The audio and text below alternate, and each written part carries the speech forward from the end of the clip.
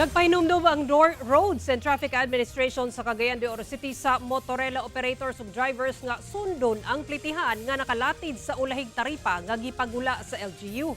Kinihuman ubay-ubay ka mga reklamo na ang nadawat sa buhatan labot sa sobrang singil sa pliti. Ani report ni Cyril Chavez. Nagpahimangno karon ang buhatan sa Roads and Traffic Administration kung RTA sa Cagayan de Oro City LGU ngadto sa mga motorela drivers ug operators sa syudad nga sundon ang bagong taripa nga gipagula sa LGU karon tuiga diyang miigo ang krisis sa lana. Kinihuman nakadawat og nagkadaiyang reklamo ang RTA nga adunay mga motorela drivers ang giingong ga-overcharge o sobra-sobra ang mga plite nga ginapangayo sa mga pasahero. Matod sa RTA nga kinahanglang sundon ang taripa labi pa nga nakitaan na og pagkunhod ang presyo sa petrolyo. Kung gani ang gasolina na ani nga mga ranges 65 pesos padulong 75 pesos, so napo diha ang 10 to 12 pesos, no?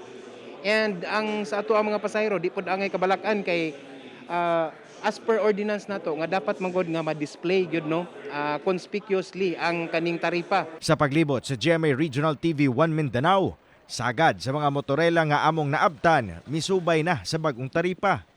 Wala sab kuno sila gapasobra og singil sa plite, labi pa nga sagad sa ilang mga pasahero nga masakay kay mga estudyante.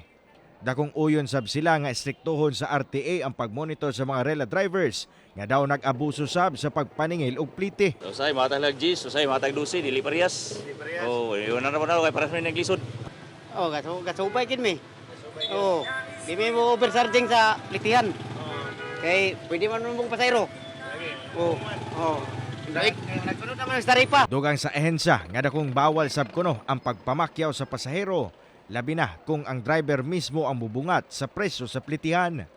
O galing makasinati o pag-overcharge, mamahimo nga moreklamo ang mga pasahero ngadto sa buhatan sa RTA. Isa ni sa gina-encourage nato sa tong mga commuters, mga pasahero nato nga i-lodge gyud nila ang complaint para ma-aksyonan nato as soon as possible time. Una nilang buhaton, pwede nilang picturean lang ba the number o di lang nila i-post pod sa other nga mga social media nga pages kay para likayan pod nato, no, ang kaning privacy. Samtang usa ka surprise clearing operation ang gilusad sa buhatan sa RTA palibot sa Agora Terminal sa syudad. Sa maong operasyon, nagkadaya mga tents, bangko ug uban pang istante nga ilegal nga gimontar sa kadalanan ang gipangkumpiska sa buhatan tungod nakababag na kini sa dalan para sa sakyanan ug pedestrian.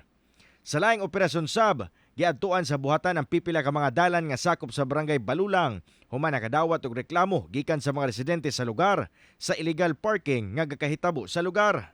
Tungod niini, nagresulta na kuno sa kahuot sa dagan sa trapiko ang lugar tungod mipiot samot ang dalan. Gipang isyuhan og traffic violation ticket sa RTA ang mga sakyanang nakaparada. Kauban si Jaybert Pairat, Cyril Chavez, 1 Mindanao.